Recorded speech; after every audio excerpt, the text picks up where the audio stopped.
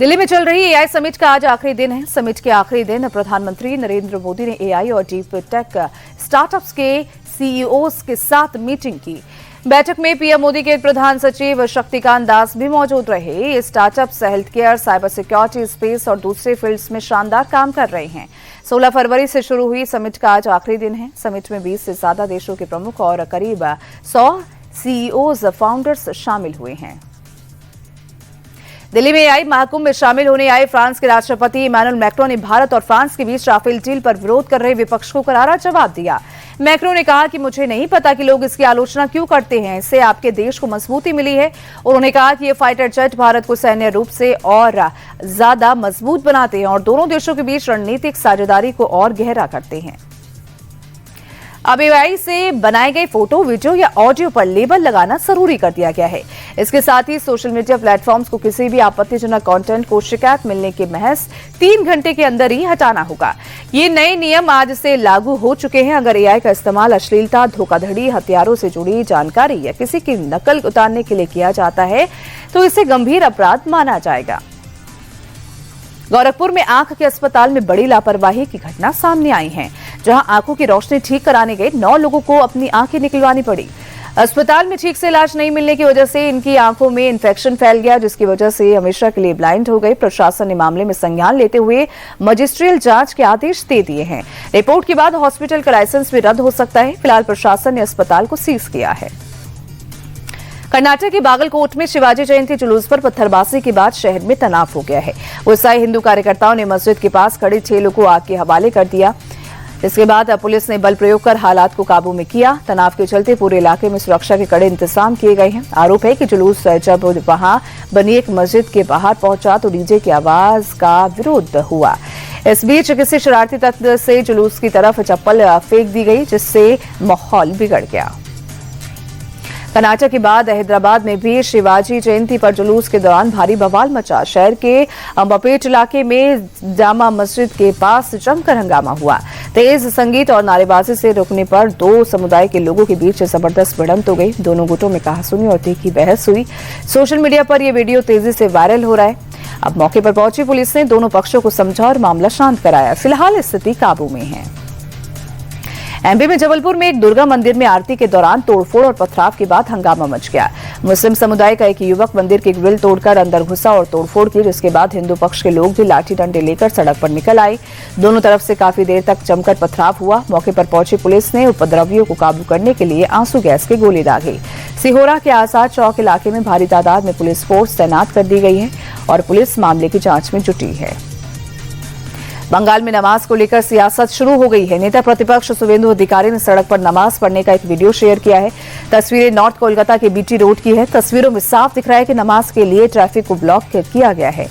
शुवेंदु का आरोप है कि सड़क ब्लॉक करने से लंबा जाम लग गया। शुवेंदु ने ममता बनर्जी पर तुष्टीकरण की राजनीति का आरोप लगाते हुए कहा कि ममता अपने 33% वोट बैंक को खुश करने के लिए ये सब कर रही है।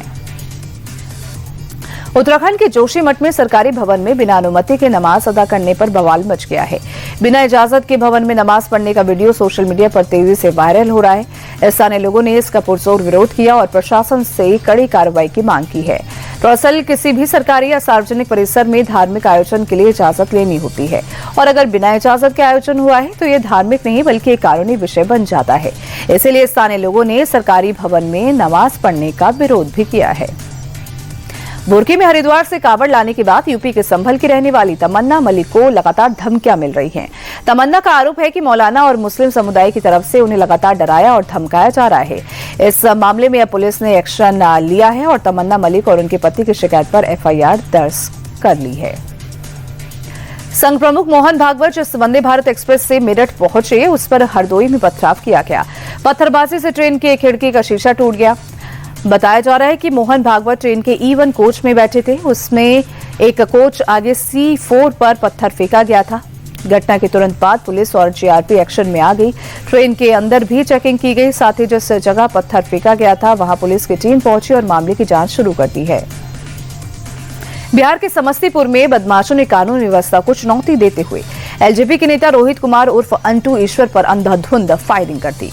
अंटू ईश्वर तो बाल बाल बच गए, लेकिन उनका एक सहयोगी शुभम कुमार सीने में गोली लगने से गंभीर रूप से घायल हो गया। अनुपरी टॉकीज के पास 18 फरवरी की रात बाइक और कार से आए 8 से 10 बदमाशों ने वारदात को अंजाम दिया और मौके से फरार हो गए। पुलिस ने आपसी रंजिश में हमले की आशंका जताई है। मामले की जांच के लिए एक एसआईटी का गठन किया गया है। पुलिस का दावा है कि कुछ बदमाशों की पहचान कर ली गई है और जल्द ही सभी को गिरफ्तार कर लिया जाएगा।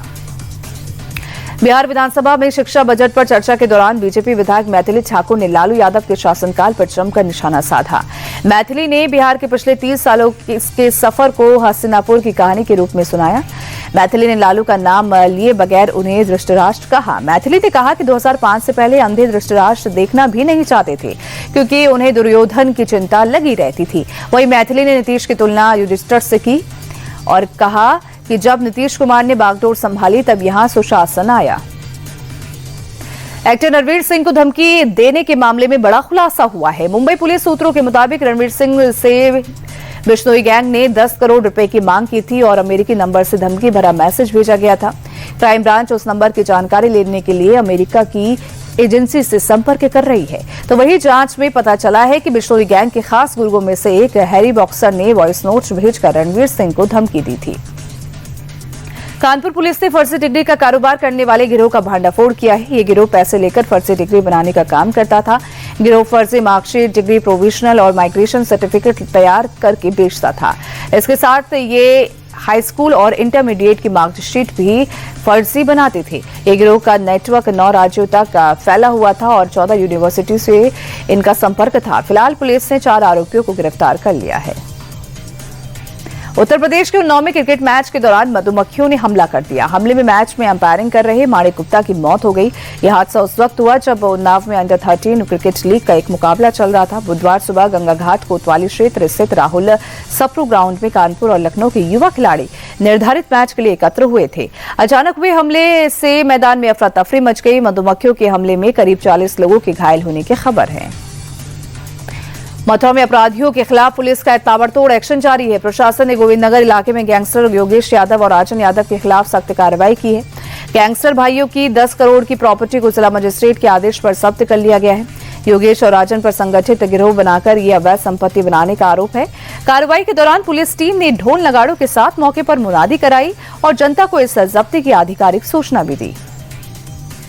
यूपी के मेरठ में एक शख्स ने ज्वेलरी पसंद की, पेमेंट की और फिल्मी स्टाइल में करोड़ों के गहने कोई दूसरा ले गया। दरअसल भगवान बुक डिपो के मालिक और पीड़ित प्रवीण शर्मा का आरोप है कि उन्होंने करोड़ रुपए नकद देकर सोना खरीदा था, लेकिन सराफा व्यापारी ने इतनी बड़ी रकम उनसे लेने के बावजूद वो सोना किसी अन्य व्यक्ति को सौंप दी।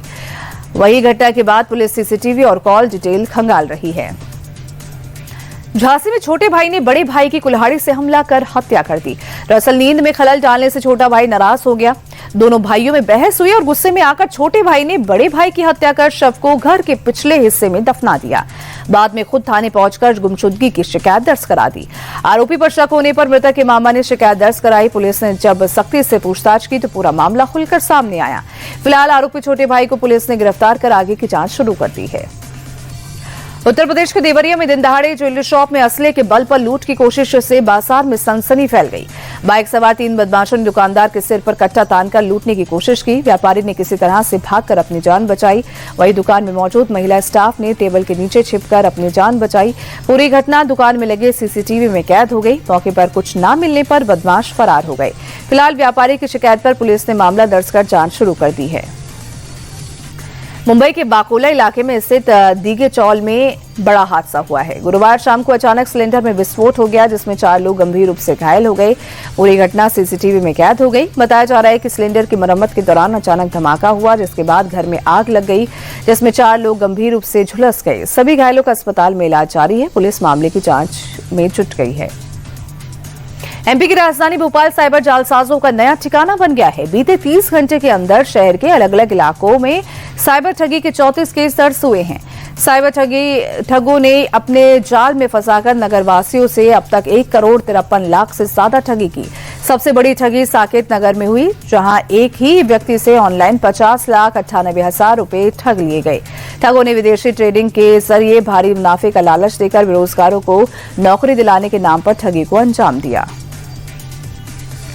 रायपुर में पेट्रोल पंप पर सिगरेट पीने से मना करने पर नाराज युवक ने नोजल पाइप में लाइटर से आग लगा दी। दरअसल ये हादसा तब हुआ जब युवक ने दोस्त से सिगरेट चलाने को कहा। दोस्त ने उसे पंप पर चलाने से मना किया, जिससे वो नाराज हो गया और बाइक में आग लगा दी। पूरी घटना सीसीटीवी में कैद हो गई, जिसका वीडियो तेजी से वायरल हो रहा है। गनीमत रही कि पंप कर्मी की सतर्कता से आग पर काबू पा लिया गया। पुलिस ने आरोपियों की बाइक जब्त कर दोनों युवकों को गिरफ्तार कर लिया है। केरल के आलपुझा से चौंकाने वाली घटना सामने आई है, जहां एक अस्पताल की बड़ी लापरवाही का खुलासा हुआ। दरअसल एक महिला 5 साल से पेट दर्द की शिकायत कर रही थी। कई जगहों पर चेक करवाया गया। आखिर में एमआरआई कराया तो पता चला कि 5 साल पहले हुई सर्जरी के दौरान डॉक्टर्स ने पेट में ही कैंची छोड़ दी थी। इसके चलते महिला को बार बार पेट दर्द होता था। राज्य के स्वास्थ्य मंत्री ने इसे गंभीर लापरवाही बताते हुए जांच के आदेश दिए हैं। अमेरिकी राष्ट्रपति डोनाल्ड ट्रंप ने वॉशिंगटन में बोर्ड ऑफ पीस के मंच से ईरान को 10 दिन का अल्टीमेटम दिया है। राष्ट्रपति ट्रंप ने साफ शब्दों में कहा कि अमेरिका ईरान को किसी भी हालत में परमाणु हथियार नहीं बनाने देगा।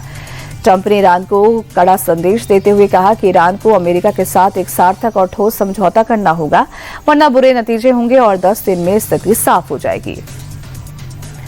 अमेरिका में एक बार फिर से पाकिस्तान की बेइज्जती हो गई। ट्रंप ने वॉशिंगटन में पाकिस्तानी पीएम शहबाज शरीफ को बुरी तरह से जलील किया। Pak PM Shehbaz Gaza board of peace की मीटिंग में पहुंचे थे, जहां ट्रंप ने शहबाज को एक बैठक में खड़ा कर पीएम मोदी की जमकर तारीफ की। इतने नहीं, फोटो सेशन के दौरान भी शहबाज को एक किनारे पर खड़ा कर दिया गया।